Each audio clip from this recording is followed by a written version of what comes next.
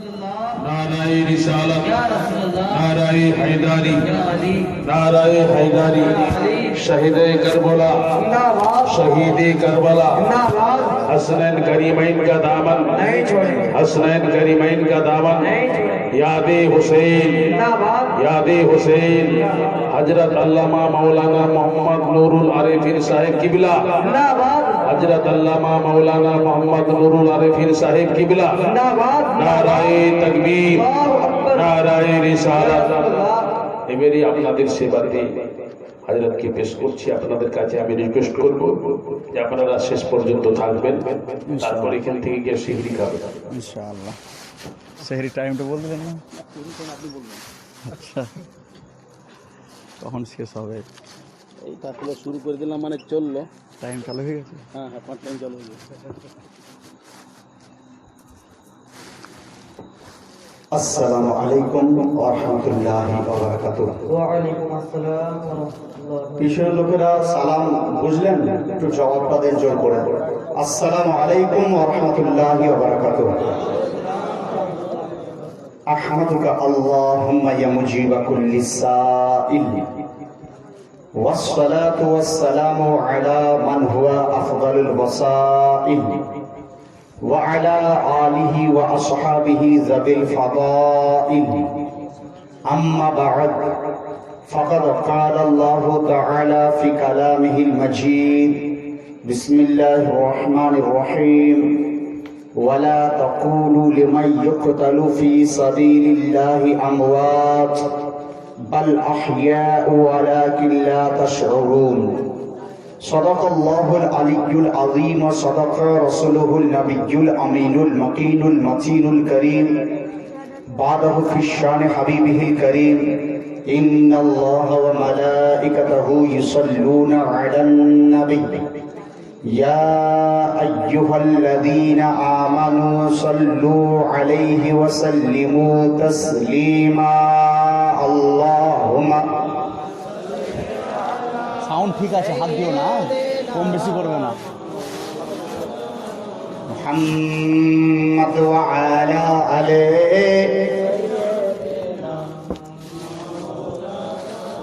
محمد صلوا على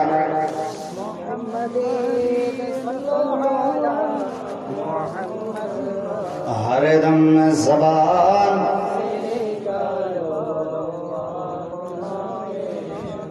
हर दम ज़बान से निकालो सल्लल्लाहु तआला अलैहि वसल्लम। मौला यसल्ली वसल्लिम दाइमन अबदा, रब्बी सल्ली वसल्लिम दाइमन अबदा अला हबीबिका खैरिल खल्क़ि कुल्लिहिम। या अकरमल खल्क़ि माली मन अलूज़ु बिही सिवाक इंद हुलूलिल हादिसिल इमामी। रब्बी सल्ली वसल्लिम दाइमन अबदा अला हबीबिका खैरिल खल्क़ि कुल्लिहिम। मुहम्मदुन ज़िक्रुहु रूहुन लिअन्फुसिना, मुहम्मदुन शुक्रुहु फर्दुन अलल उमामी। रब्बी सल्ली वसल्लिम दाइमन अबदा अला हबीबिका खैरिल खल्क़ि कुल्लिहिम। सरवर कहूँ के मालिको मौला कहूँ तुझे, सरवर कहूँ के मालिको मौला कहूँ तुझे।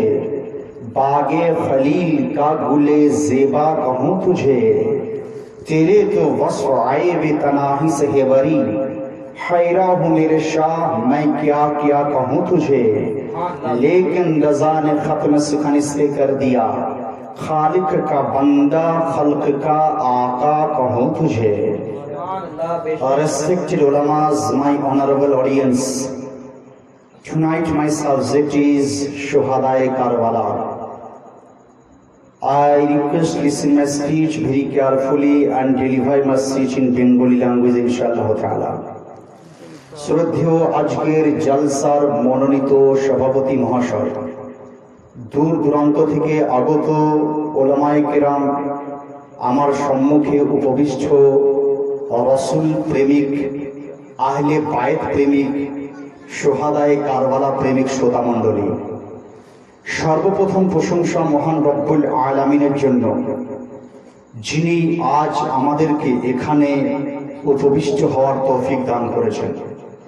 অতঃপর কোটি কোটি দুরূদ সালাম বর্ষিত হোক আপনার আমার নবী হুজুরে আকরাম নূরে মুজাসসাম শফি মুআজ্জম সাইয়্যিদে আলম হাবিবে কিরদেগার নায়েবে পরওয়ারদিগার মক্কার তাজদার মদিনার সরদার কুল কায়নাতের মালিক ও মুখতার নবী মুহাম্মদ রাসূলুল্লাহ সাল্লাল্লাহু তাআলা আলাইহি ওয়াসাল্লাম তো বলেন আল্লাহুম্মা আমিন। আপনারা সন্ধ্যা থেকে অবগত রয়েছেন আর মুহররমের চাঁদ উঠে গেছে, মানে আপনারা জানেন যে আজকে রাত হচ্ছে আশুরা রাত বলা হয়। আশুরা কারণ যে 10 তারিখে, মানে আশারা শব্দের অর্থ হচ্ছে 10, মুহররম মাসের 10 তারিখ হওয়ার জন্য এটা আশুরা রাত বলা হয়। তো এই রাত্রিতে জিকির কার করা উচিত বা কার জিকির আমাদের মগ্ন থাকা উচিত, এটা আপনারা সকলেই বুঝতে পারছেন। সারা বিশ্বের একটা নিয়ম রয়েছে, যখন কোনো বক্তা স্টেজে ওঠার পর সে তার পছন্দ মতো ব্যক্তিত্বের জীবনী সম্বন্ধে আলোকপাত করতে শুরু করে দেয়। উদাহরণস্বরূপ, কোনো পার্টির নেতা যখন মাইক ধরার পর সে তার পার্টির তারিখ প্রশংসা করতে শুরু করে দেয়। কোনো মাস্টার মাইক ধরার পর সে তার স্কুল সম্বন্ধে, তার ছাত্র ছাত্রী সম্বন্ধে বক্তব্য রাখতে শুরু করে দেয়। যখন কোনো বিজনেসম্যান এই মাইকের সামনে আসে তখন সে তার বিজনেস সম্বন্ধে, তার নতুন নতুন কি কি মাল লঞ্চ হয়েছে সে সম্বন্ধে আলোচনা করতে শুরু করে দেয়। কিন্তু কুরবান হয়ে যান এই ওলামায়ে কেরামের উপরে, যে ওলামায়ে কেরাম যখন মাইকের সামনে চলে আসেন তখন নিজের পার্টিকুলার কথা তারা বলেন না, কোনো ব্যবসার কথা তারা বলেন না, কোনো পার্টির কথা তারা বলেন না। যখনই মুখ খুলে আল্লাহ আল্লাহ রাসূলের জিকির তারা করতে শুরু করে দেয়। তারা আল্লাহ আল্লাহ রাসূলের জিকির, এমনকি শুহাদায়ে কারবালার জিকির তারা করতে শুরু করে দেন। আমাদের এটাই মানে ফিচার যে আমরা ওলামায়ে কেরাম যখনই স্টেজের সামনে ওঠার পর আপনাদের শেখাবো কি করে, কার ক্যারেক্টারের আলোকপাত দিয়ে আপনাদেরকে ইসলামকে শেখাবো, এটা আমরা চর্চা করতে শুরু করে দিই, আমরা তার জিকির করতে শুরু করে দিই। দেখুন আজ রাত্রিবেলায় আশুরা রাত, যে কারণে অনেক মানে বক্তার বক্তব্য আপনারা শুনলেন এবং অনেক শায়ের তাদের পেশ করা শায়েরি মানকাবাত আপনারা শুনেছেন। দেখুন ইমাম হোসাইন রাদিয়াল্লাহু আনহু সম্বন্ধে আজ যেটা আমার বলা প্রয়োজন এবং এই বিষয়টা আমার বিষয় বলে মনে করছি এবং আপনাদের সম্মুখে এর সম্বন্ধে তুলে ধরবো। আমি সাধারণত আপনারা জানেন যে মাসলা মাসাইল ফতোয়া ফারাইজ সম্বন্ধে আমি অবগত বা আমি বেশিরভাগ এগুলো সম্বন্ধে বলি, কিন্তু আমাকে যেহেতু বাধ্যবাধকতা কিছু রয়েছে সেই কারণে বুঝলেন গতানুগতিক যেভাবে মাহফিল শুরু করা হয় সেইভাবে আজকে মাহফিল শুরু করবো। কারণ আমি কাউরে ধার করা মানকাবাত নয়, উর্দু গুলো করি ধার করা, কিন্তু বাংলা আমি নিজে লিখে নিজে পড়ার চেষ্টা করি, বুঝলেন। এই দেখুন আমার ছেলে মানে আমার মাদ্রাসাতেই পড়ায়, শিক্ষক বটে, তিনি যেমন আমার লিখিত পড়লেন তো দু একটি কলি আমার মুখে শুনে নেন, কারণ গতানুগতিক যেভাবে আপনারা ওয়াজ শোনেন সেইভাবে আমার ওয়াজটা শুরু করি এবং আমার লিখিত নতুন কালাম দুরূদ শরীফ পড়ুন এবং আমার বক্তব্য আস্তে আস্তে শুহাদায়ে কারবালা প্রান্তরে কি কি হলো একজন আমাকে বলেন মুফতি সাহেব পরের ঘটনা কেউ শোনায় না, তো ইনশাল্লাহ পরের ঘটনা, আগের ঘটনা, মাঝের ঘটনা কিছু কিছু আলোকপাত করে আমার সময় মোতাবেক আমি কিন্তু আপনার সঙ্গে বিদায় নেব। জোর সরে একবার দুরূদ শরীফ পড়ুন, আমি দুই বলি মানকাবাত পড়ে আমার বক্তব্যের দিকে আমি এগিয়ে যাই। আল্লাহুম্মা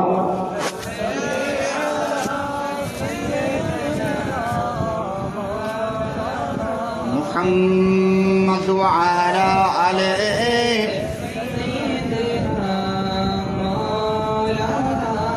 محمد صلوا على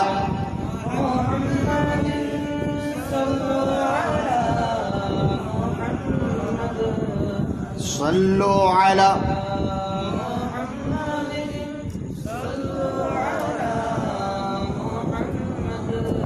हर दम ज़बान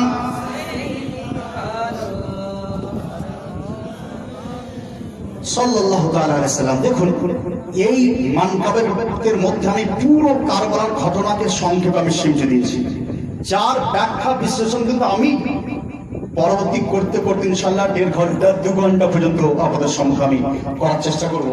মনোযোগ সহকারে শুন, আমি যে ভাষাগুলো লিখেছি একটু বুঝতে হয়তো অসুবিধা হবে, কারণ কালিয়াচক এলাকার লোকেরা আলহামদুলিল্লাহ খুবই শিক্ষিত। যখন আপনার চাঁচল এলাকাতে যায় ওদের একটু অসুবিধা হয়, কারণ আমাদের বাংলা ভাষাতে একটু ওরা বুঝতে পারে, হিচকিচ করে। কিন্তু আমি পরিষ্কার বাংলায় যাতে আপনারা বুঝতে পারেন, খুব হাঁটি বাংলা বলছি না, বললেন শুনুন। নবীর নওয়াসা ছিলেন পিয়াসা কারবালার ওই জমিনের পরে। নবীর নওয়াসা ছিলেন পিয়াসা কারবালার ওই জমিনের পরে। নবীর নওয়াসা ছিলেন পিয়াসা কারবালার ওই জমিনের পরে। হয়েছেন কুরবান কাটিয়ে করদান নানার দিন ইসলামের তারে। নবী নওয়াসা ছিলেন পিয়াসা কারবালার ওই জমিনে পারে। কারবালার ওই জমিনে পারে। মিটেছে ইয়াজিদ মরেছে জিয়াদ সরেছে সীমার ইবনে সাদ। মানে কারবালার প্রান্তরে এজিদ ছিল না, এজিদের মন্ত্রী ইবনে জিয়াদ সেখানে ছিল। তো আজ এজিদের জিকির করার মতো কেউ নাই। কিছু বাতিল, একটু ইশারায় শুনবেন, কারণ বলেছে যে আপনি একটু চেপে বলবেন। কিছু বাতিল তারা বলছে এজিদ আমাদের লোক, বললেন তাদের দিকে আমি যাচ্ছি না, কারণ তারা আমাদের লোক না। যারা এজিদের লোক তারা আমাদের লোক হতে পারে না। আমরা তো ইমাম হুসাইনের গোলাম হয়েছে, বললেন। তো এজিদের লোক আমাদের হতে পারে না। একজন বক্তা তার বক্তব্যের মধ্যে বলছে যে এজিদ রহমাতুল্লাহ আলাইহি বলুন মাআযাল্লাহ নাউযুবিল্লাহ, কারণ এজিদকে যে রহমাতুল্লাহ আলাইহি বলে সে জাহান্নামী, এতে কোনো সন্দেহ নাই। কে বলছে নাম করছি না, কারণ আমার উপরে একটু আরোপ লাগানো হয়েছে। শুনে এজিদ মরে গেছে, ইবনে জিয়াদ মরে গেছে, আর পচে সরেছে কে কে জানেন? সিমার ও ইবনে সাদ, সিনান ও ইবনে সাদ। তো আমি ওটা শেরের মতো নিয়ে এসেছি। মিটেছে ইয়াজিদ মরেছে জিয়াদ সরেছে সিনান ও ইবনে সাদ। হুসাইন আজও রয়েছেন জিন্দা। কোথায় তিনি জিন্দা রয়েছেন? কোথায় জিন্দা? যদি প্রশ্ন করা হয়, কোরআন বলেন যারা শহীদ তারাও জিন্দা। কোথায় জিন্দা? কোথায় জিন্দা রয়েছে? তা আমি শেরের মধ্যে বলে দিচ্ছি, দেখুন। হুসাইন আজও রয়েছেন জিন্দা মুসলিমেরই অন্তরে কুটিরে। নবী নওয়াসা ছিলেন পিয়াসা কারবালার ওই জমিনে পারে। হয়েছে কুরবান কাটিয়ে গর্দান নানার দিন ইসলামের তারে। ইমাম হুসাইন যে শহীদ হবেন রাসূলের পাককে জানতেন না? রাসূলের পাকের কাছে কি জ্ঞান থাকেনি? হ্যাঁ, দলিল নিয়ে যান। কিতাবের নাম দালাইলুন নবুওয়া, লেখক আবু নাঈম ইসফাহানি তার কিতাবের 330 পৃষ্ঠায় লিখছেন যে রাসূলের পাক তিনি যখন ইমাম হুসাইন ছোট অবস্থায় ছিলেন তখনই জানতে পেরেছিলেন যে ইমাম হুসাইন কারবালায় শহীদ তিনি হয়ে যাবেন। ইবনে নাঈম ইসফাহানি তিনি লেখেন যে একদিন বৃষ্টির ফেরেশতা রাসূল পাকের দরবারে হাজির হয়ে গেলেন। হাজির হওয়ার পর রাসূল পাক সেই দিন ছিলেন কোথায়? হযরতে উম্মে সালমার বাড়িতে। উম্মে সালমার বাড়িতে রাসূল পাক তিনি আরাম করছেন। ফেরেশতা এসে আওয়াজ দিচ্ছেন মুলাকাত করবেন। রাসূল কায়নাত সাল্লাল্লাহু আলাইহি সাল্লাম তিনি বলেন, হে উম্মে সালমা তুমি দরজার কাছে দাঁড়িয়ে থাকো, কাউকে ভিতরে প্রবেশ করতে দিও না, কারণ আল্লাহর ফেরেশতা আজ এসেছে আমার সঙ্গে সাক্ষাৎ করার জন্য, কথা বলার জন্য। সাক্ষাৎ হচ্ছে যেন তৃতীয় কোনো ব্যক্তি না আসে। হযরত উম্মে সালমা তিনি বলেন, আমি দরজার মধ্যে পাহারা দিচ্ছিলাম, হঠাৎ দেখি হযরত হুজুরের নওয়াসা ইমাম হুসাইন সেই দরজার ভিতর দিয়ে ভিতরে চলে গেলেন। কারণ ইমাম হুসাইনকে আটকাবে কে? আটকানোর পাওয়ার কারি নাই। রাসূল পাক যাকে নামাজের মধ্যে আটকাননি তাকে আটকাতে পারে কে? তো উম্মে সালমা তিনি বলেন যে ইমাম হোসেন যখনই চলে গেলেন এক লাফে গিয়ে নিজের নামাজ পড়ে বসে বললেন। ফেরেশতার সঙ্গে কথা হচ্ছে, ফেরেশতার সঙ্গে বাতচিত গুপ্তগু হচ্ছে। ফেরেশতা জিজ্ঞাসা করছেন, রাসূল পাক উত্তর দিচ্ছেন, হুজুর প্রশ্ন করছেন, ফেরেশতা উত্তর দিচ্ছেন। যখনই ফেরেশতা দেখলেন যে ইমাম হোসেন নবী পাকের কোলের মধ্যে চড়ে রয়েছে, হযরতে ফেরেশতা তিনি জিজ্ঞাসা করলেন, ইয়া রাসূলুল্লাহ আতুহিব্বুহু, আপনি কি তাকে ভালোবাসেন? রাসূল পাক তিনি বলেছেন, নাম, আমি তাকে ভালোবাসি, আমি তাকে খুব ভালোবাসি। বলে, ইয়া রাসূলুল্লাহ ভালো তো বাসেন, কিন্তু জানেন আপনার উম্মতিরা, ইন্না মিন উম্মাতিকা, আপনার উম্মতির মধ্যে কয়েকজন তাকে শহীদ করে দেবে। ইয়া রাসূলুল্লাহ আপনি যদি জানতে চান তাহলে ওই জায়গার মাটিকেও আপনাকে দেখাতে পারি। তো ওই জায়গার মাটি ওই ফেরেশতা করলেন কি, জানার আঘাত করে কারবালা প্রান্তরের মাটি রাসূল পাকের সামনে হাজির তিনি করে দিলেন। রাসূলের সামনে হাজির তিনি করে দিলেন। হাজির করার পর নবী পাক ওই মাটিকে নিয়ে হযরতে আবু নাঈম ইসফাহানি দালাইলুন নবুওয়া 1000 বছর পূর্বের কিতাব, আজকের কিতাব নয়, সেই কিতাবে উল্লেখ করছে যে রাসূল পাক মাটিকে নিয়ে শুনতে শুরু করেছিলেন আর বললেন যে ইন্নী সামামতু, আমি এই মাটির মধ্যে ইমাম হোসেনের রক্তের গন্ধ আমি হতে হয়ে যাচ্ছে, রক্তের স্বাদ পাচ্ছি। রাসূল পাক সাহেবের আলা ওই মাটিকে নিয়ে নিজের স্ত্রী হযরত উম্মে সালমাকে দিয়ে বলল, উম্মে সালমা এই মাটিকে তুমি হেফাজতে রাখো, যখন ইমাম হোসেন কারবালার প্রান্তরে শহীদ হয়ে যাবেন তখন এই মাটি অটোমেটিক্যালি রক্তেতে পরিণত হয়ে যাবে। কেউ বলছে যে লাল হয়ে যাবে, আর অনেক মুসান্নিফ লিখেছেন যে রক্তে পরিণত হয়ে যাবে, রক্তে পরিণত হয়ে যাবে। আর হযরতে উম্মে সালমা তিনি বলেন যে 61 হিজরিতে যেদিন ইমাম হোসেন শহীদ হন সেই দিনে আমি দেখলাম যে ওই মাটি পুরো রক্তেতে পরিণত হয়ে গেছিল। বোঝা গেল যে নবী পাক বাচ্চা অবস্থায় তিনি জানতে পেরেছিলেন যে আমার হোসেন কারবালার প্রান্তরে শহীদ তিনি হয়ে যাবেন। 2 নাম্বার দলিল সাওয়াইকুল মুহাররাকা কিতাবের মধ্যে হযরত ইবনে হাজার আসকালানী রাহমাতুল্লাহ আলাইহি তিনি বর্ণনা করেন যে হযরত ইমাম হোসেনের আব্বা জান হযরত আলী শেরে খোদা মুশকিল কুশা হায়দারে কাররা, যে হায়দারে কাররা খাইবারের 8 কুইন্টালের বেশি, কেউ বলছে 8 মনের বেশি, ওই বুলান্দ দরজাকে তিনি হাতের মধ্যে ছেড়ে উপরে তুলে দিয়েছিলেন। শেরে খোদার মতো ক্ষমতা আছে নাকি আপনাদেরকে? আপনাদের কাছে ক্ষমতা আছে? আপনারা তো নিজেকে তুলতে পারেন। শেরে খোদার এমন মুহাব্বত ছিল, এমন ইশক রাসূলের মধ্যে জাযবা ছিল। তো শেরে খোদা দুশমন মোকাবেলা করছে, তারা বলছে যে এই শেরে খোদা আসছে, তীর চালা, তীর ঝাঁকে ঝাঁকে আসছে। হযরত শেরে খোদা বুলান্দ দরজা, বিখ্যাত একটা বললেন আপনার লোহার দরজা, সেই দরজাকে একদম হাতের মধ্যে চিরে তিনি সেই আপনার শত্রুদের মোকাবেলা তিনি করেছিলেন।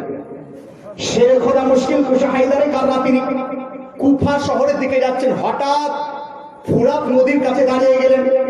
দাঁড়িয়ে যাওয়ার পর তিনি সাহাবীদেরকে বলছেন, নিজের সহচরদেরকে বলছেন, হে সহচররা শোনো শোনো, এই যে শুষ্ক মাটি, শুষ্ক জমিন দেখছি, এই জমিনটা কোন জমিন? তো লোকেরা বলে, হুজুর এই জমিনটাকে কারবালা জমিন বলা হয়, ইসমুহু কারবালা, এটাকে কারবালা বলা হয়। তো হযরত আলী শেরে খোদা কমবেশ 30 বছর পূর্বে তিনি বলেছিলেন যে হাই হাই, এটা সেই জমিন যে জমিনের উপরে আমার হোসেনকে শহীদ করা হবে। হে সহচরেরা শোনো শোনো, তোমরা যদি জীবিত থাকো মিলিয়ে নেবে, ওই দেখো ওই জায়গাটাতে আমার হোসেন খিমা গাড়বে, তাবু গাড়বে, চেঞ্জ গাড়বে, আর এই মাঝখানেতে তাকে শহীদ করা হবে। ওই দিকে এজিদের বাহিনী থাকবে, এই দিকে আমার জাইনাবের খিমা থাকবে। এক কথাই পুরো ম্যাপটা তিনি নিজের সহচরদের কাছে বলে দিয়েছিলেন। বোঝা গেল যে যারা আল্লাহর নবী হয়ে থাকেন তারাও গায়েব জানেন, আর যারা আল্লাহর নবীর ওলি হয়ে থাকেন, আল্লাহর নবীর সাহাবী হয়ে থাকেন, তারাও গায়েবের খবর তারা জানতে পেরে যান। বারেলির তাজদার আলা হযরত আজিমুল মাকতাবাত মুজাদ্দিদ দিনানিল্লাহ তিনি বলেন, দূর ও নজদীক কে সুননে ওয়ালে वो কানে লালে কারামত পিলা খুসালা। ইয়া রাসূলুল্লাহ হাবিবাল্লাহ, আপনি দূর এবং নিকটকে সবই আপনি শুনতে পেরে যান। তাহলে বুঝতে পেরে গেলেন যে কারবালার সম্বন্ধে রাসূলের পাকও জানতে পেরেছিলেন, হযরত আলী শেরের কথা জানতে পেরেছিলেন, ইমাম হোসেন কি জানতে পেরেছিলেন? হ্যাঁ, ইমাম হোসেনের যখন 5 কি 6 বছর বয়স, নিজের ছোট বোন হযরত জাইনাবের সঙ্গে খেলা করছিলেন। খেলা করতে করতে নিজের মধ্যে আঁকতে শুরু করলেন। হযরত ইমাম হোসেন 5-6 বছরের বাচ্চা, তিনি নিজের বোনকে দেখাচ্ছেন, ছবি এঁকে গন্ডি করেছে। এরপর শোনো, এই দেখো এই জায়গাতে যে ছবিটা এঁকেছে এটা কারবালার প্রান্তর। এই কারবালার প্রান্তরের ডান দিকে আমাদের খেমা, বাম দিকে এজিদের খেমা, মাঝখানেতে যুদ্ধক্ষেত্র। এই দিকে তোমরা থাকবে, এই দিকে আমি থাকবো, আর আমার বডি এখানে পড়ে ছিন্ন বিচ্ছিন্ন হয়ে যাবে, ইত্যাদি ইত্যাদি সমস্ত ঘটনা বাচ্চা অবস্থায় নিজের বোনের কাছে তাজকিয়া তিনি শুরু করে দিয়েছেন। বোঝা গেল যে নিজে শহীদ হবেন সেই কথাও তিনি জানতে পারেন। আজ প্রশ্ন আপনাদের একটা করতে চাই, আমার একটা question, I have a question to you, আপনাদের সম্মুখে করতে চাই যে সবাই যখন জানলেন, কেউ কেন রুকলেন না, কেউ কেন দোয়া চাইলেন না? নবী পাকের দোয়া যখনই হাত তুলে দেন, ওনার দোয়া আল্লাহ তাআলার কবুল হয়ে যেত। রাসূল পাকের দোয়া কবুল হতো। সেটা খোদা যদি দোয়া করতেন, আল্লাহ আমার বেটা যেন শহীদ না হয়, দোয়া কবুল হয়ে যেত। স্বয়ং হযরতে আপনার যদি ইমাম হোসেন দোয়া করতেন, তাও দোয়া কবুল হয়ে যেত। কিন্তু তিনি কেন দোয়া কেন করলেন না? এমনকি রাসূলের পাক দোয়া করা তো দূরের কথা, নিজের নওয়াসা, নিজের নাতিকে তিনি তৈরি করছিলেন যে কারবালার প্রান্তরে যেন কিছু এজিবি বাহিনীকে সে হত্যা করতে পারে। কিভাবে তৈরি করছিলেন কিতাবের মধ্যে বিদ্যমান রয়েছে যে ছেলেবেলায় একবার ইমাম হোসেন আর ইমাম হাসান কুস্তি করতে শুরু করেছিলেন। কুস্তি করছিলেন, কুস্তি খেলা করছিলেন। রাসূলের পাক দাঁড়িয়ে রয়েছেন, মা ফাতেমাতুজ জাহরা দাঁড়িয়ে রয়েছেন। তারা দাঁড়িয়ে দেখছেন যে কুস্তি শুরু হয়ে গেছে। রাসূলের পাক সাহেবুল আওলাদ তিনি ইমাম হাসানকে বলেন, হে হাসান শোনো, ইমাম হোসেনের পায়ের তলার দিকে হাতটা বাড়িয়ে পাকে চেপে ধরো, তাহলে তাকে তুমি কাবু পেয়ে যাবে, নতুবা কাবু তুমি পাবে না। মা ফাতেমাতুজ জাহরা কোশ্চেন করছেন, আব্বা জান দুই ভাইয়ের মধ্যে মারপিট করছে, আর আপনি বলছেন যে পাটাকে ধরার কারণটা কি? কারণটা আপনি বলে দেন। রাসূল পাক সাহেবের আলা তিনি মেসেজ দিয়েছিলেন, দুনিয়াবাসীকে মেসেজ দিলেন। মা ফাতেমাতুজ জাহরাকে বোঝালেন, হে ফাতেমা শোনো, আমি যেমন হুসাইনকে ধরার, হাসানকে তালিম দিচ্ছি যেন হুসাইনকে কাবু করে, তেমনি অপর দিকে হুসাইনকে তালিম দিচ্ছেন স্বয়ং জিবরাইল আলাইহিস সালাম। আল্লাহর ফেরেশতা জিবরাইল আলাইহিস সালাম তিনি তালিম দিচ্ছেন হযরত ইমাম হোসেনকে কুস্তি করার তালিম জিবরাইল ফেরেশতা দিতে শুরু করে দিয়েছেন। বোঝা গেল যে কারবালার প্রান্তরে তৈরি তাকে করা শুরু করে দিয়েছেন। রাসূলের পাক কখনো কুস্তির দ্বারা তৈরি করাচ্ছেন, কখনো তিনি নিজের মুখে রুটিকে খাচ্ছেন, চিবিয়ে হুসাইনের মুখের মধ্যে ফেলে দিচ্ছেন।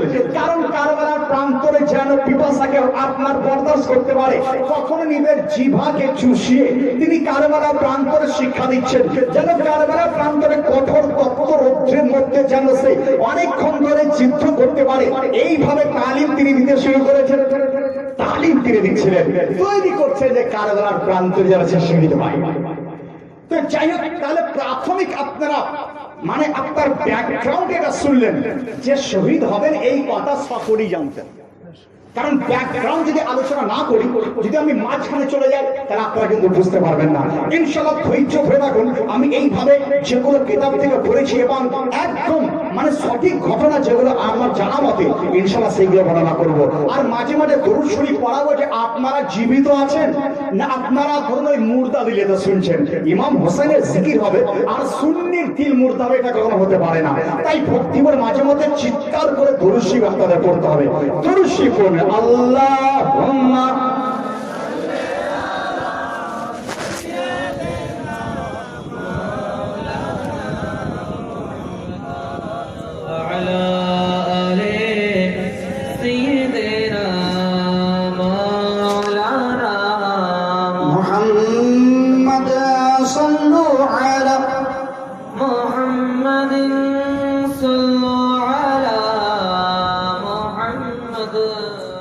हरदम ज़बान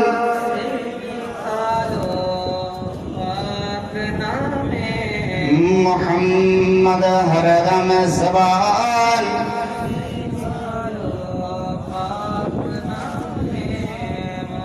সাল্লাল্লাহু আলাইহি ওয়াসাল্লাম। তাহলে এই পিছনের ব্যাকগ্রাউন্ড আমি একটা শেরের মধ্যে বলেছিলাম, যেটা পড়তে পড়তে ব্যাখ্যা হয়েছিল বুঝলেন।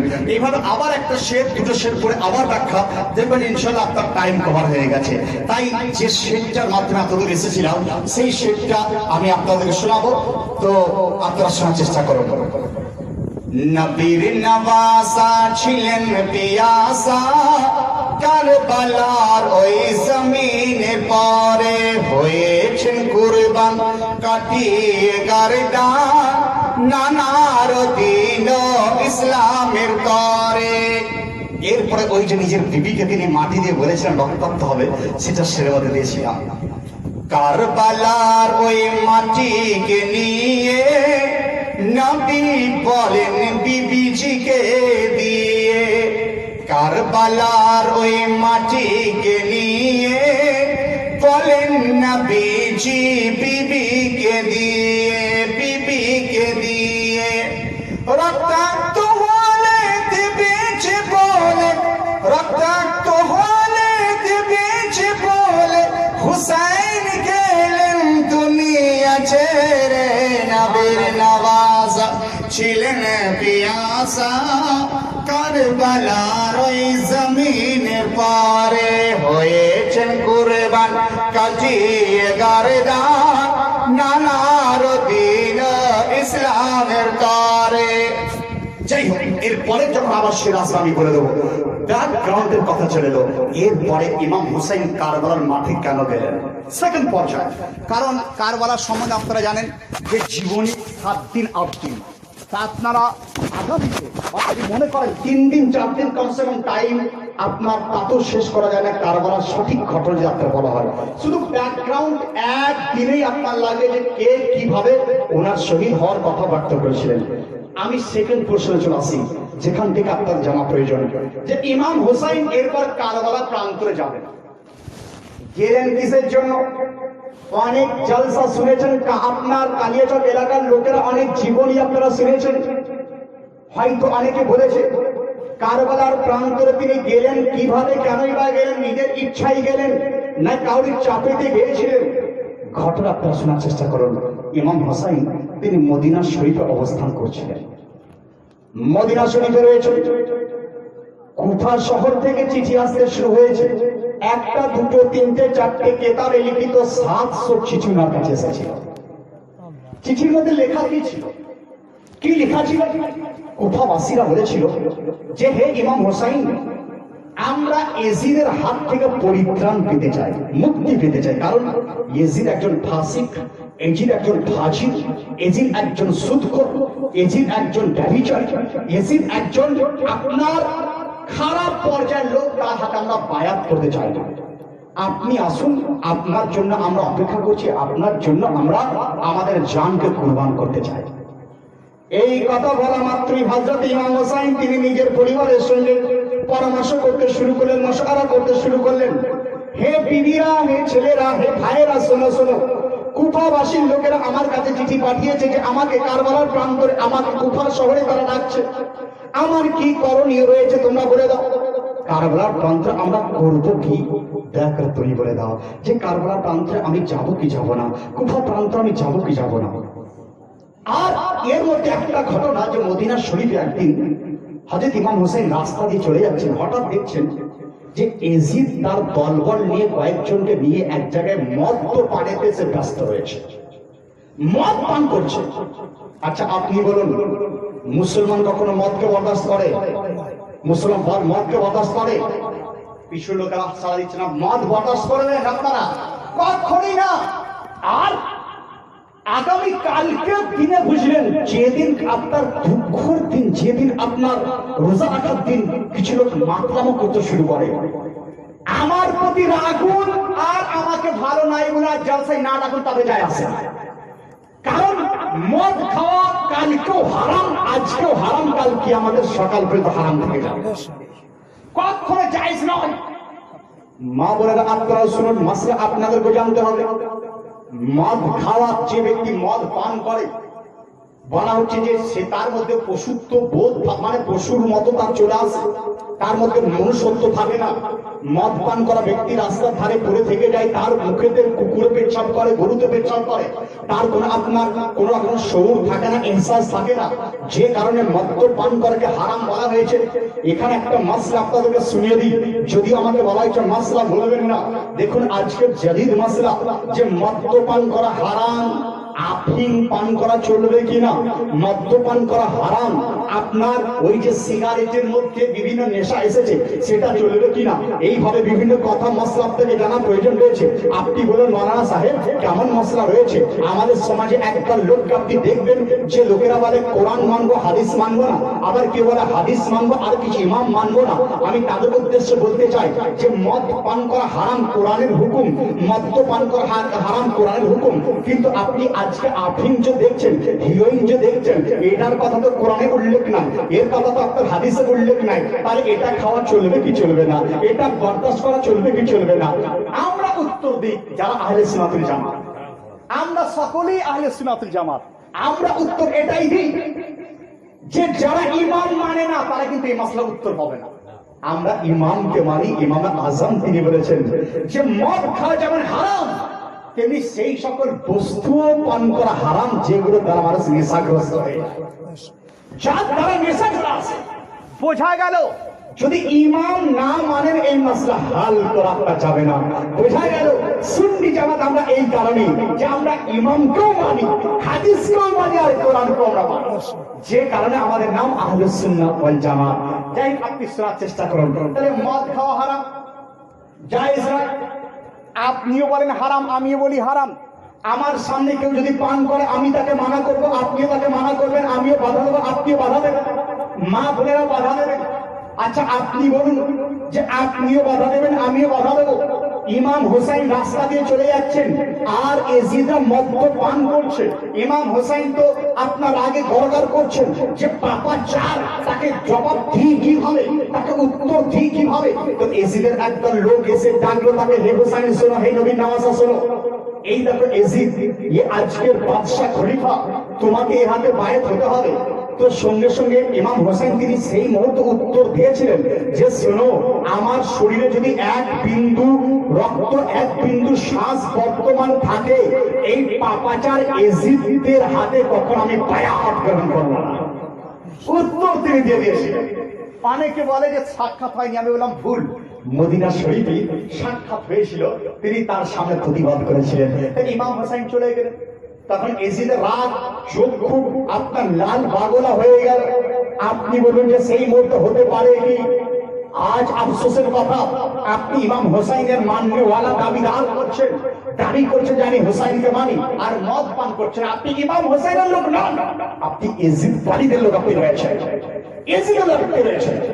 তো ইমাম হোসেন কারবালার আপনার মদিনা শরীফের মধ্যে রয়েছেন, এমন সময় চিঠি আসছে, কুফাবাসীর লোকেরা চিঠি পাঠাচ্ছে, হে হোসাইন আপনি আমাদের কাছে চলে আসুন, আমরা আপনার বায়াত করতে চাই, আপনার হাতে হাত দিতে চাই, আপনাকে সরদার মানতে চাই, আপনাকে রাজা মানতে চাই। তো ইমাম হোসেন রাদিয়াল্লাহু তিনি বলেন যে আমি কি করবো, হোয়াট ক্যান আই ডু, এইসব আমার কি করা প্রয়োজন রয়েছে, আমার কি করা প্রয়োজন রয়েছে?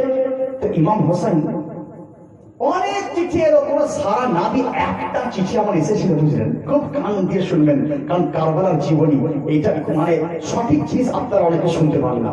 কারবালার সম্বন্ধে অনেক জায়গাতে বর্ণনাও করা হয় না, যেগুলো আমি আমার মোতালা এবং আমার জ্ঞান মতে যেগুলো সঠিকগুলো আমি মনে করি সেগুলো বর্ণনা করছি আপনার।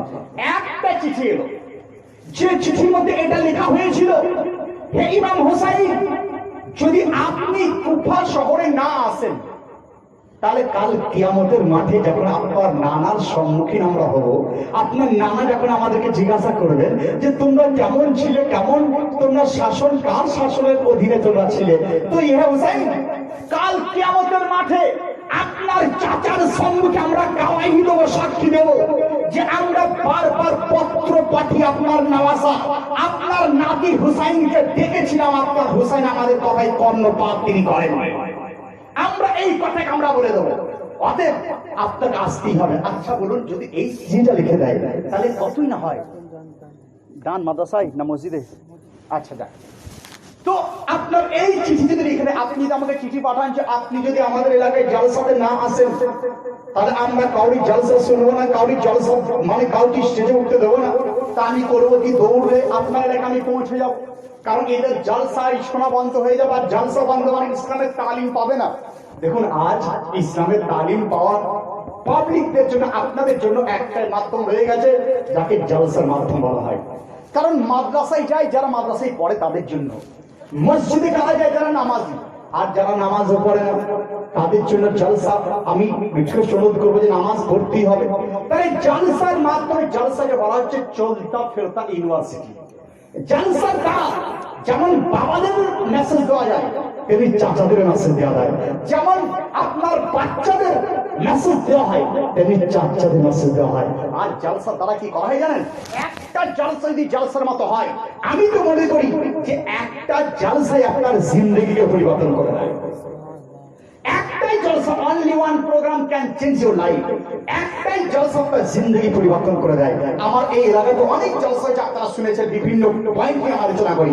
কিন্তু আজকে যেহেতু সোহাদায়ে কারবালা, একটা এই জলসা যদি ইমামে হুসাইনের ক্যারেক্টারকে জানার পর একটা লোক যদি ওয়াদা করে যে আজ থেকে আমি আর কোনদিন নামাজ ছাড়বো না, তাহলে আমি জানবো যে সোহাদায়ে কারবালার ওয়াজ করা আমার জন্য সাকসেসফুল হয়ে গেছে।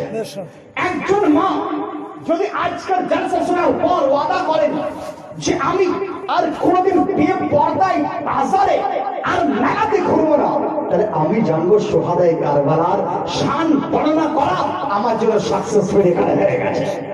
শোনার চেষ্টা করুন, তাহলে একটা জলসা জিন্দেগি পরিবর্তন করে দেয়। এইভাবে কারি করেছিল নাকি? হ্যাঁ। কিতাবের নাম উসওয়াতুস সালিহিন, লেখক আল্লামা মুহাদ্দিস দেহলি রাহমাতুল্লাহ আলাইহি। তিনি বলেন যে এক ব্যক্তি জলসাতে আসার পর ওলামায়ে কিরামের একটা কথাকে শুনেছিল। কি কথা? যে হাত খাবার পূর্বে দুটো হাত যদি ধৌত করা হয় তাহলে তার অনেক উপকার রয়েছে।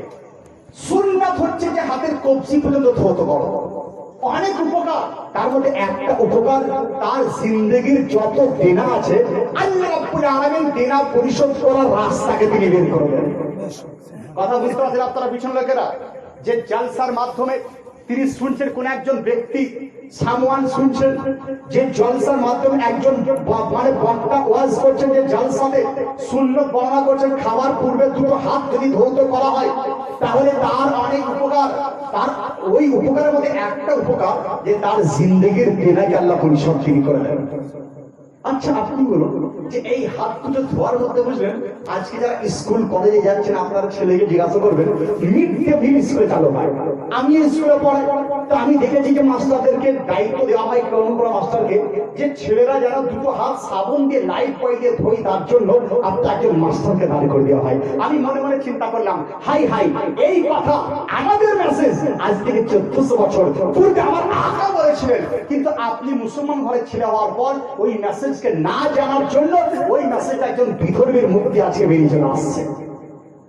বোঝা গেল যে আপনার ঘরের কথা বিধর্মী হাত দিয়ে, আবার বলছে হাতকে ধৌত করতে হবে একদম ভালোভাবে, কচলে কচলে হাতকে খিলাল করতে হবে। আমি বলি আমার আকা তিনি বলেছেন দুটো জিনিস আমার কাছে খুব পছন্দনীয়, একটা হচ্ছে দাড়িতে খেলাল করা, আর দ্বিতীয় হচ্ছে হাতে পায়ে উঁচুতে খেলাল করা। বোঝা গেল যে রাসূলের পাক যা যা কথা বলেছেন সমস্ত কথা আজকে বৈজ্ঞানিকরা বলতে শুরু করেছে, নেতারা বলতে শুরু করেছে, পিএম বলতে শুরু করেছে, সিএম বলতে শুরু করেছে, মাস্টার, ডাক্তার, প্রফেসর, ইঞ্জিনিয়ার বলতে শুরু করেছে। তাহলে বোঝা গেল যে জলসা, ওই ব্যক্তি শুনলেন যে জলসার মধ্যে ওয়াজ করছেন যে হাত ধৌত করলে তার সমস্ত উপকারের মধ্যে একটা উপকার যে দেনা শোধ হয়ে যায়। তো ওই ব্যক্তির কয়েক লক্ষ টাকা দেনা ছিল, বুঝলেন। আমি কিতাবের কথা বলছি, নামটা উল্লেখ করে দিয়েছি উসওয়াতুস সালিহিন, কালিয়াচক মার্কেটেও হয়তো আপনি কিতাবটা পাবেন। লেখক মুহাদ্দিস দেহলি রাহমাতুল্লাহ আলাইহি 4 পাতায় উল্লেখ করেছেন ঘটনাটা। তো ওই ব্যক্তি 1.5 লাখ টাকা যার আপনার কমবেশ যার কাছে ধার ছিল, মানে কর্জা ছিল, সে ওই সুন্নতটা শোনার পর বাড়ি চলে গেছে। নিজের স্ত্রীকে গিয়ে বলছেন যে বিবি শোনো শোনো, আজকে একজন মাওলানা সাহেবের কাছে ওয়াজ শুনছিলাম, এত সুন্দর ওয়াজ, তিনি ওয়াজ করছিলেন রাসূল পাকের সুন্নাতের উপরে আলোকপাত তিনি করছিলেন। আর ওয়াজ করতে করতে তিনি বললেন যে রাসূল পাকের সুন্নাত দুটো হাতকে ধৌত করা, যদি হাতকে ধৌত করা হয় তাহলে জিন্দেগির সমস্ত দেনাকে পরিশোধ করার রাস্তা আল্লাহ বের করবেন। চলো চলো, আজ থেকে আমরা খাবার পূর্বে দুটো হাতকে ধৌত করবো, নাস্তা করার পূর্বে দুটো হাতকে ধৌত করবো। এমন তেমন মুসান্নিফ নয়, মুহাদ্দিসে দেহলভী দিল্লির বুকে সবচেয়ে বড় মুহাদ্দিস, এমনকি ভারতের বুকে বড় মুহাদ্দিস যাকে বলা হয়। মুহাদ্দিসে দেহলভী তিনি বর্ণনা করেন 4 পাতার মধ্যে উসাতুস সালিহিন কিতাবের মধ্যে যে ওই ব্যক্তি যখন থেকে শুরু করলো যে 1-2 বছরে দেনা শোধ করতে পারেনি, 1 মাসের মধ্যে সমস্ত দেনা পরিশোধ তারা করে দিয়েছিল। বোঝা গেল যে জালসাকে এলোমেলো ভাবেন না আপনারা, যে জালসা মানে যে কোনো বক্তাকে নিয়ে এলাম, 2 ঘন্টা বকে দিলে, নজরানা দিলে, পকেটে ভরে নিয়ে চলে গেলাম। জালসা মানে সেটাই, একটা কথাকে শোনার পর আমল করার চেষ্টা করবেন, আপনার জিন্দেগি জিসুদে যাবে ইনশাআল্লাহ। বোঝার চেষ্টা করুন। ইমাম হোসেনের ক্যারেক্টারের মধ্যে এমন কিছু পেহলু আলোচনা আপনাদের কাছে করব যে একটাই ঘটনা আপনার জিন্দেগি চেঞ্জ হতে পারে। দেখুন, আমাকে বলা হয়েছে কালেকশনের জন্য, যদি কালেকশনের কথা বলতে শুরু করি ওয়াজ হবে না বললেন, তাহলে আমি প্রথমেই বলেছিলাম যে আমাকে যদি কালেকশন করো তাহলে ওয়াজ করতে পারবো না, আর ওয়াজ শোনালে কালেকশন হবে না, আর কারবালার বিশাল ঘটনা আমার সম্মুখে বাকি বললেন। অতএব আমি লাফিয়ে লাফিয়ে বললাম করবো কি, আপনাদের কারবালা ঘটনা ক্লোজ করতে হবে, কারণ যে উদ্দেশ্যে আজকে আপনারা রাত্রে বসেছেন সেই উদ্দেশ্যে জালসা। আর রিকোয়েস্ট করবে যে যারা দেওয়ার ইচ্ছা রয়েছে এই সপ্তাহ দিয়ে যাবেন ইনশাআল্লাহ। একটা টপিক আমি আলোচনা করব, আপনার টাকা পয়সা সব দিয়ে যাবেন, তাতে কি হবে কমিটিরও মুখ থাকবে, আর আমিও বলছি তাতে আমারও ভালো লাগবে, আর আপনারা শ্রবণ করুন। দরুদ শরীফ পড়ে আমি বক্তব্যটা আগে বেরিয়ে যায়। আল্লাহুম্মা সাল্লি আলা সাইয়্যিদিনা মুহাম্মাদ ওয়া আলা আলি সাইয়্যিদিনা صلوا على محمد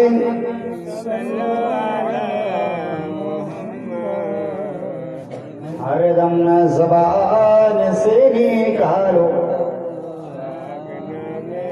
मोहम्मद, हर दम ज़बान से निकालो সাল্লাল্লাহু আলাইহি সাল্লাম। তো রাসূল পাক নিজে নওয়াজের জন্য বলেছিলেন আল হুসাইন মিন্নি ওয়া আনা মিনাল হুসাইন, হুসাইন আমার থেকে এবং আমি হুসাইনের থেকে। বোঝা গেল আমি হুসাইন থেকে আর হুসাইন আমার থেকে, এর দ্বারা এটা নাসে ইমাম হোসেনের মহব্বত করা, নবীর মহব্বত করা, নবীর মহব্বত করা, দ্বীনের মহব্বত করা, দ্বীনের মহব্বত করা, আল্লাহর মহব্বত করা। আর আল্লাহর সঙ্গে মহব্বত যে করলো সে দুনিয়াতেও পারাপার, আখিরাতেও পারাপার।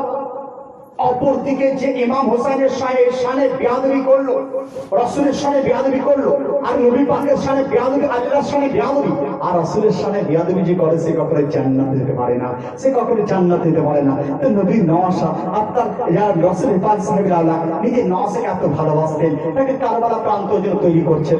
এই দিকে চিঠি আসতে শুরু হয়ে গেছে। চিঠির মধ্যে লাস্ট চিঠি আপনারা পড়লেন, যে চিঠির মধ্যে লেখা ছিল হে হুসাইন, আপনি যদি কারবালার প্রান্তরে না আসেন তাহলে আমরা কাল কিয়ামতের মাঠে শেষ বিচারের হাইকোর্টে যখন রোদ হবে চটপটে আপনার নানাজির কাছে আপনার জন্য শিকায়ত আমরা করে দেব। তো ইমাম হোসেন রাদিয়াল্লাহু আনহু তিনি ওই চিঠিটা পড়ার পর তিনি আর বরদাস্ত করলেন না, তিনি পরিবারকে বলেন চলো চলো আমাদের কারবালা প্রান্তরে যাওয়ার সময় আমাদের হয়ে গেছে, মদিনা ছাড়তে হবে, মদিনা ছাড়বেন, মদিনা শরীফ ছাড়বেন। আচ্ছা দেখুন, মদিনা শরীফের মধ্যে রাসূল পাকের গুম্বাদের খাজরা, রাসূল পাকের মাজার শরীফ রয়েছে, আর ওনার মাজারের একদম ডান সাইডের মধ্যে যে কবরস্থান তাকে জান্নাতুল বাকি বলা হয়। আচ্ছা এখানে কোনো হাজী সাহেব রয়েছেন নাকি? হাত তুলে রয়েছে, তাহলে আমার বোঝাতে সুবিধা হবে। এই দেখেন হাজী সাহেব মাথায় একদম পটি বেঁধিয়ে রয়েছেন মাশাআল্লাহ। তো হাজী সাহেবকে অনুরোধ করবো যে শহীদে কারবালার উদ্দেশ্যে 1000 টাকা আপনি দেবেন ইনশাআল্লাহ। দিয়েছেন, আর দেবেন না? আর 500 টাকা দিয়ে দেন তাহলে 1000 টাকা ইনশাআল্লাহ। আর দেখুন হাজী সাহেব রাজি হয়ে গেলেন। জান্নাতুল বাকি জিয়ারত করেছিলেন। জান্নাতুল বাকির কবরস্থান আমি গত বছর আমার আম্মা জানকে নিয়ে গিয়েছিলাম, নিজের মাকে নিয়ে গিয়েছিলাম। তো জান্নাতুল বাকির ঘটনা এই বছরে হাজ করলেন না আগে 16তে, মাশাআল্লাহ। যাক আপনাকে জান্নাতুল বাকির একদম পুরো ফিচার আপনার সামনে তুলে ধরার কিছু চেষ্টা করে বইলা।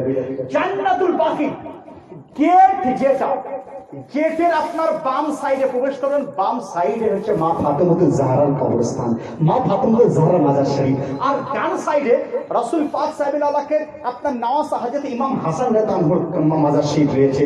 তারপর আপনার ওখানে কি রাসূল পাক সাল্লাল্লাহু আলাইহি ওয়াসাল্লামের সন্তান হযরত ইব্রাহিমের মাজার শরীফ রয়েছে, আর অনেক কম বেশি 10,000 সাহাবীর মাজার ওই জান্নাতুল বাকির মধ্যে রয়েছে। আমি জান্নাতুল বাকির মধ্যে যখন হাজিরা দিলাম বুঝলেন মাঝখানেতে হযরত ওসমান গনির মাজার শরীফ, মাঝখানে একদম। তো আমি দেখলাম যে সৌদির লোকেরা, আচ্ছা সৌদির লোকেদের কথা বলে রাগ করবে না তো? আমাকে বলেছে যে কারোর বিরুদ্ধে না, সৌদির বিরুদ্ধে, মানে ওই লোকেদের বিরুদ্ধে বলি, যারা মাজার শরীফের উপরে জুতো পরে ঘুরছে তাদের বিরুদ্ধে করবো তো কার বিরুদ্ধে করবো গো? যদি আপনার গায়ে লেগে আপনি মানে চুলকে পারেন, আমার কিছু হবে, কারণ যারা সাহাবী রাসূলের সাথে বেয়াদবি করে, রাসূলের সাথে গুস্তাখি করে, তাদের উত্তর দেওয়ার জন্য আমার মতো আহলে সুন্নাতুল জামাতের কিছু শের রয়েছে, তারা আপনাদের বুলিকে ভয় করে না, কাউরির গুলিকে ভয় করে না। কাউরির বুলি আর কাউরির গুলি আমরা ভয় করি না, কারণ আলা হযরত আজিমুল মারতাবা মুজাদ্দিদুদ্দিন মিল্লাত তিনি বলেন, খাক हो जाए अदू चलकर मगर हम तो राजा दम में जब तक दम है जिकिर उनका सुनाते जाएंगे। যতক্ষণ আপনার অন্তরের মধ্যে একটা আপনার শ্বাস থাকবে রাসূল পাকের জিকির আমরা শোনাতে যাব। তো আমি কারণ আপনার জান্নাতের বাকির মধ্যে চলে গেলাম, দেখছি জুতো পরে ওখানকার সিপাহীরা কালো কালো জুতো পরে, তা আমার অন্তরের মধ্যে খুব ব্যথা হলো, বুঝলেন, যে যেখানকার মাটিকে আমরা চোখে পেলে আমরা সুরমা বলে লাগাতে শুরু করি, বলি না মদিনার ওই মাটি পেলে চোখে লাগাবো সুরমা বলে, শায়ের ইসলামের মুখে আপনারা শুনেছেন, আর সেই মাটিতে তারা একদম মানে জুতো পরে ঘুরে বেড়াচ্ছে, বরদাস্ত হয় কি করে? প্রথম দিন সাহস পেলাম না, কারণ প্রথম দিন আমি দেখলাম যে এদের কাছে মুখ খুলতে গেলে কিছু পড়া দরকার রয়েছে। আমি মক্কা শরীফে একটা বই কিনেছিলাম, জালাউল আফহাম, ওই মার্কা লোকেদের ইমাম, যে একটু বোঝার চেষ্টা করবেন, কারণ কি রেকর্ডিং হচ্ছে ওই মার্কা, তাদের ইমাম ইবনে কাইয়ুম জাওজি তার একটা বই জালাউল আফহাম, সেই কিতাবটাতে লিখেছে রাসূল পাকের উপরে দরুদ পড়ার প্রসঙ্গে আলোচনা করতে করতে সে লিখেছে যে নবী যিনি হন তিনি জিন্দা থাকেন, নবীরা কবরও জিন্দা থাকেন, নবীরা সর্বদা জিন্দা থাকেন। তো তিনি এই কথা থেকে লিখেছেন, আর আমি কিতাবটা পড়লাম, পড়ার পর দ্বিতীয় দিন একদম মেজাজ নিয়ে বললেন গেছি, প্রথমে হযরত ওসমান গনি মাজারে হাজির দিয়েছি, হাজির হওয়ার পর যখন আসছি হযরতের একজন সাহাবী কবরস্থানের কাছে গিয়ে দেখছি যে ওখানে একজন বড় লম্বা চড়া ওই আর মানে সাদা রুমাল পরে বলেন একজন মৌলভী সাহেবের মতো আরবিয়ান সে দাঁড়িয়ে আছে। তা আমি যেহেতু মিশরে ছিলাম, আপনারা শুনেছেন যে 2 বছর আজহারে ছিলাম, তো আরবি একটু বলতে পারি, বুঝলেন, একটু টুটিফুটি জমানা আরবি বলতে পারি। তো আমি বললাম লিমাযা আনতা তাকুহুনা, why are you standing here, তুমি এখানে দাঁড়িয়ে কেন? তো আমাকে উত্তর বলছে যে হাযা মাসআলুতুনা, ইট ইজ আওয়ার ডিউটি, এটা আমাদের ডিউটি। আমি আচ্ছা আপনাদের ডিউটি বলে, আমি আচ্ছা বলো যে হাদাল কবর লিমান হাদাল কবর, এই কবরটা কার? তো বলছে ওয়াল্লাহু আলাম, ওয়াল্লাহু আলাম। আর আমি তো আগেই জেনেছি, বলে আমাদের মানে আহলে সুন্নাতুল জামাত আমরা জানি নেটের মধ্যে সব দেওয়াতে কার কবর কোথায়, কার মাজার কোথায় ছিল, এখন হয়তো আপনার তারা ভেঙে দিয়েছে, কিন্তু তার পুরো নকশা 1921 সালের পূর্বের নকশা কিন্তু নেটে এখন আপনি পাবেন। তো নেটে দেখার পর আমি বললাম যে ইন্নী আ'লামু হাদাল মাকবারা লি ইমাম ফুলান, অমুকের এটা মাজার ছিল। তো আমাকে বলছে মাওলানা আনতা তা'লাম আকতার, তুমি বেশি জানো। আমি বললাম যে আনা লা আ'লামু আকসার, লাকিন মানে এইভাবে আমি কথা বলতে শুরু করলাম। বললেন কথা বলতে বলতে সে বলছে যে কুল্লুহুম ইয়ামুত, কুল্লুহুম ইয়ামুত, কুল্লুহুম মাতু, কুল্লুহুম ইয়ামুত, ফাকাত আল্লাহ হাই, বলে আল্লাহ জীবিত, বাকি সব মরে গেছে। তা আমি বললাম আল্লাহ জীবিত, আর আল্লাহ রাব্বুল আলামিনের দয়াতে, অশেষ দয়াতে রাসূলুল্লাহ জীবিত। যখনই বলা আমাকে বলছে যে লা লা লা লা হাদা শিরক, হাদা বিদআ, এটা শিরক, এটা বিদআ। তা আমি বলেছিলাম স্যার তোমাদের ইমাম, মানে আমি দেখলাম যে আমি যদি বলি আমি বারেলভি, আমি কাশিফি, আমি সুন্নি, তাহলে তো আমাকে চেপে ধরবে। তা আমি সেখানে একটা মানে করলাম, লজিক খাটালাম, কারণ আমি বই পড়েছি জালাউল আফহাম, তাদের লেখা বই, তোদের সিল, তোদের নোড়া ভাঙবো, তোদের দাঁতের গোড়া, এই ফলে আমি করছি বলে লজিককে ব্যবহার করছি। আমি যাওয়ার পর বলো আচ্ছা তোমরা বলছো নবী মরে গেছে, কিন্তু তোমাদের ইমাম, তারা বলছে তোমাদের ইমাম ইবনে কাইয়ুম জাওজি তার কিতাবের মধ্যে লিখেছে যে নবী যে হয়ে থাকেন তিনি জিন্দা হয়ে থাকেন। তাহলে বলো কার কথা মানবো, তোমার কথা না তোমার ইমামের কথা? যখনই প্রশ্ন করে দেওয়া তার মাথা গেল ঘুরে, বুঝতে পারছেন, মাথা ঘুরে। এবার আমাকে সঙ্গে সঙ্গে টেনে নিয়ে এসে বলছে চল তাল তাল, চলো এসো এসো, তাল ইয়া হজ, তাল ইয়া হজ, ইয়া হজ, তাল এ হজ এসো এসো। তো আমাকে নিয়ে বললেন চলে গেল, সেখানে আবার 3-4টে মৌলবি পাল্লায় পড়ে গেলাম, বড় বড় একদম সে লম্বা চওড়া একদম জুব্বা পরে আছে, লাল আর সাদা রুমাল। আমি বললাম, বলছে এই মাথা মাথা মাথা তাকুলাম, তুমি কি বলছো? আমি বললাম আমি বলছি এটাই যে তোমরা বলছো নবী মরে গেছে, আর তোমাদের ইমাম বলছো নবী জিন্দা, কোনটা মানো? মাদা উসাল্লিম আলা তো আমার সঙ্গে 5 মিনিট বলেন ওই ইমাম হাসান তাআলার আমার পদদেশে ওনার পায়ের দিকে যে আপনার মানে দাঁড়িয়ে হাসন ছিল বুঝলেন। আলহামদুলিল্লাহ আমি তো জানি যে মানে এখানে 10,000 সাহাবী রাসূল রয়েছেন, আমাদের মাথার তাজ চোখের তারা হযরত ইমাম হাসান তিনি রয়েছেন, তো ওনার ফায়েজ তাও হবে ইনশাআল্লাহ। তো ফায়েজ শুরু হয়ে গেছিল 5 মিনিট পর ওই লোকটা স্বীকার করেছিল উত্তরক ইবনে কাউন জওজি বলে ইমামের কথা বাদ দাও, আমাদের কথাকে মানতে হবে। যখনই আমি বললাম তুমি যারা ইমামকে মানো না তাদের কথা আমরা মানতে পারবো না। তো যাই হোক এটা আমার ঘটনা ছিল, যেটা আপনাদের সম্মুখে বলতে চাই এটাই যে বাতিলদের বিরুদ্ধে আপনি রুখে দাঁড়ানো কিন্তু সুন্নিদের কর্তব্য রয়েছে বুঝলেন।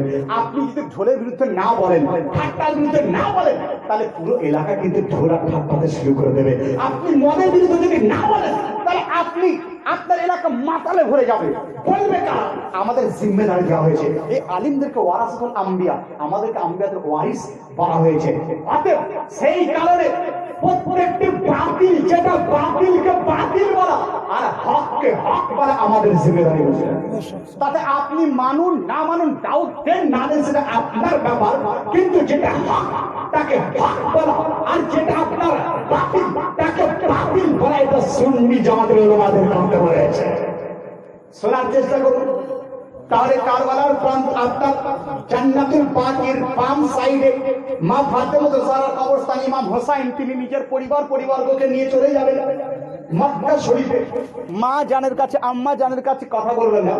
দেখুন যারা দেওয়ার প্রয়োজন তারা এসে দিয়ে যাবেন, কারণ ঘটনা খুব লম্বা চড়া ঘটনা, আমি ধরেছি খুব সংক্ষেপ কিন্তু আমি শেষ করব। অতএব যারা দেওয়ার দিয়ে যাবেন মাঝে মধ্যে ডিস্টার্ব করবেন না, তো শিখুন। আল্লাহুম্মা সাল্লি আলা সাইয়্যিদিনা মাওলানা মুহাম্মদ ওয়া আলা আলি সাইয়্যিদিনা মাওলানা মুহাম্মদ সাল্লাল্লাহু আলাইহি ওয়াসাল্লাম। আমি জানেন কবরে হাজির ইমাম হোসাইন মায়ের কবরের কাছে দাঁড়িয়ে তিনি প্রশ্ন শুরু করেছেন। আম্মি জানের কাছে বিদায় নিতে এসেছেন, দু চোখ আপনার জলে ভরে যাচ্ছে, কান্নাতে ভরে যাচ্ছে। ইমাম হোসেন তিনি কান্না করতে করতে বলছেন, আম্মি জান मैं जा रहा हूं, अम्मी जान मुझे इजाजत दे दो আম্মা জান, আমাকে নানাজির দিনকে বাঁচাতে আমাকে যেতে হবে। আম্মা জান আপনি দয়া করে আমাকে ইজাজতটা আপনি দিয়ে দেন। ক্রন্দন করছেন, দু চোখ দিয়ে জল আপনার জল ঝরঝর করে গড়িয়ে পড়ছে, দাড়ি ভিজতে শুরু হয়ে গেছে, আর ওই দাড়ির পানি আপনার টপকে টপকে আম্মি জানের কবরের উপরে পড়তে শুরু হয়েছে। আম্মি জান বিদায় দাও, তুমি যে ছোটবেলায় আমাকে দুগ্ধ পান করেছে আম্মা জান, তার হক আদায় করতে যাচ্ছি। নানাজি নিজের মুখের দ্বারা চিপি আমার পেটে দিত। আম্মি জান তুমি সবই লক্ষ্য করতে। আম্মি জান সেই হককে আদায় করার জন্য, দিনের পাহারা দেওয়ার জন্য আমাকে যেতে হবে। আম্মি জান আপনি আমাকে বিদায়টা দিয়ে দেন। মায়ের কাছে বিদায় তিনি নিয়ে নিলেন। নেওয়ার পর এবার নানার মাজার শরীফে চলে গেছেন। তখন গুম্বাদে খাজরা থাকেনি, গুম্বাদে খাজরা সেই সময় তৈরি হয়নি বুঝলেন, শুধু রসুল পাকের মাজার শরীফ ছিল আর চারদিকে ঘেরা অবস্থায় ছিল। আর নানাজির কবরস্থানের কাছে চলে এসেছেন, মাজার শরীফের কাছে চলে এসেছেন।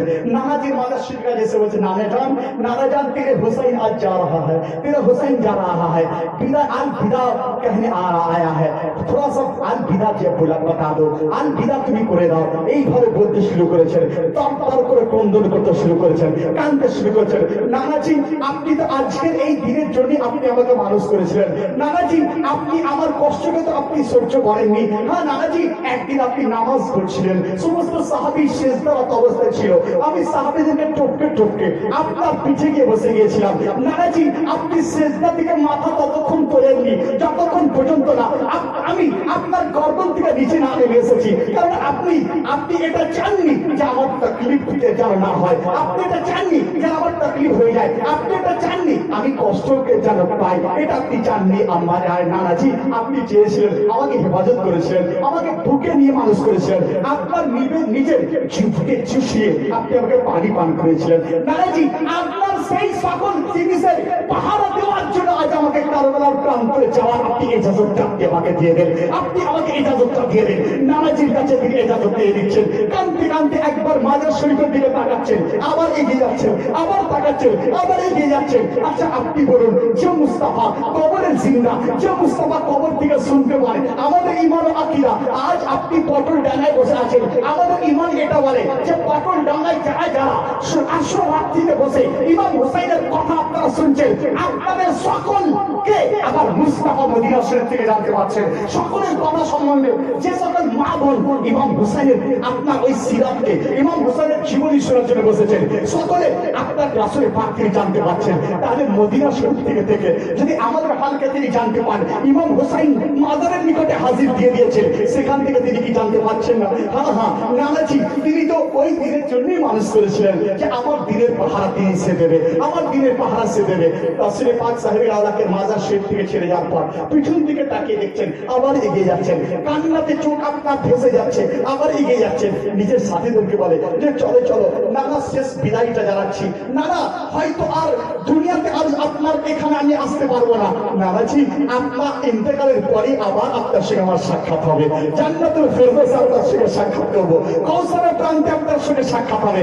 নানাজি বিদায় বিদায়, এইভাবে বিদায় জানিয়ে তিনি চলে যাচ্ছেন। মক্কা শরীফে হাজির হয়ে গেলেন। মক্কা শরীফে যাওয়ার পর নিজের সাথীদের পরামর্শ করছেন যে আমার কি করা উচিত রয়েছে, আমি কি কুফা শহরে যাওয়ার দরকার না যাওয়ার দরকার নাই। অনেক সাথী তারা বলেছিলেন যে হে হুসাইন, কুফার লোকেরা তারা খুব বেওয়াফা হয়ে থাকে, তারা অনেকে বেওয়াফা হয়ে থাকে, অর্থাৎ আপনি যাবেন না, আপনি যাবেন না।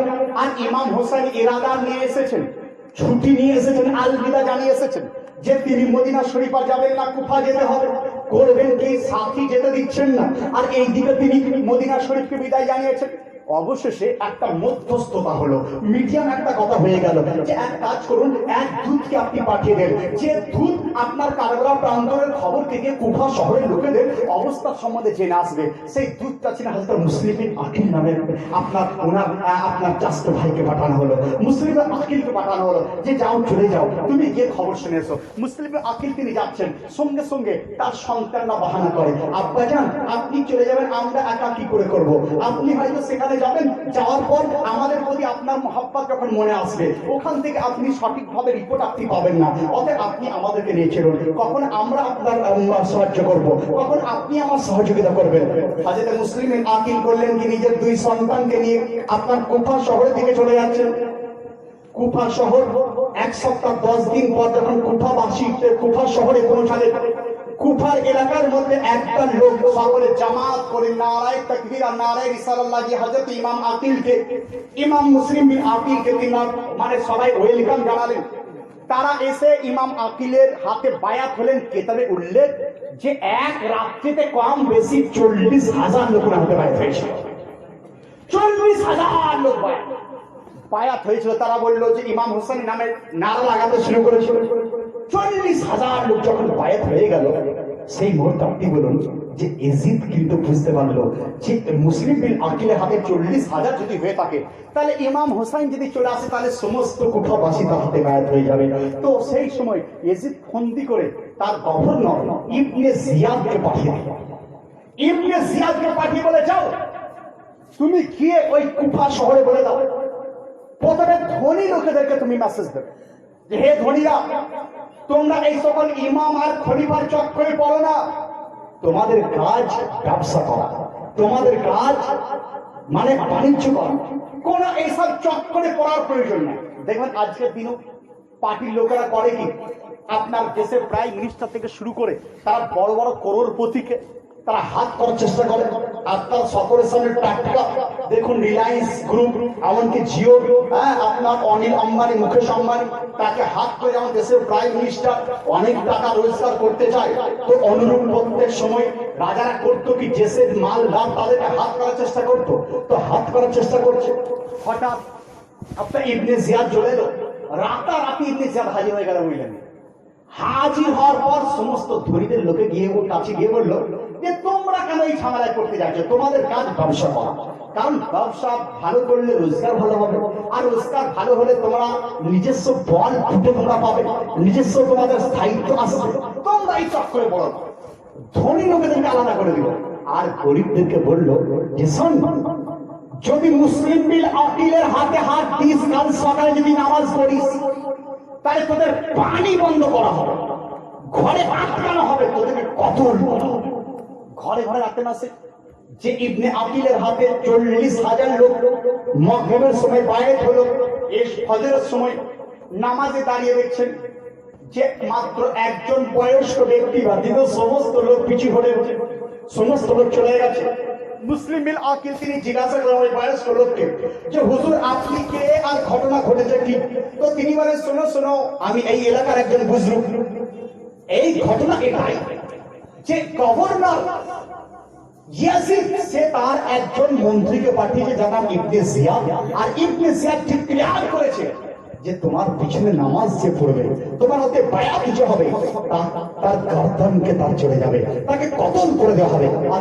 তারা লোকেরা তার ভয়েতে আপনার হাতে হাত দেয়। আচ্ছা, এরপরে করলো কি, ইবনে জিয়াদকে একটা ঘরে, আপনার হযরত মুসলিম বিন আকিলকে একটা ঘরের মধ্যে ঢুকিয়ে দেওয়া হলো। ঢোকানোর পরে ওই সকল লোক যারা রাত্রিবেলায় বায়াত হয়েছিল তাদের নেতাদেরকে দেখছেন তলোয়ার নিয়ে ওনার হাতের সামনে হাজির হয়ে গেছে। তার মধ্যে ইবনে আশআস নামে একজন ব্যক্তি, পাপিষ্ঠ ব্যক্তি, যে ব্যক্তি বারবার চিঠি লিখেছিল, যে ব্যক্তি ইমাম ইবনে মুসলিম ইবনে আকিলের সামনে এসে গাওয়াই দিয়েছিল, না লাগিয়েছিল, তাকে দেখতে পেয়ে হযরত মুসলিম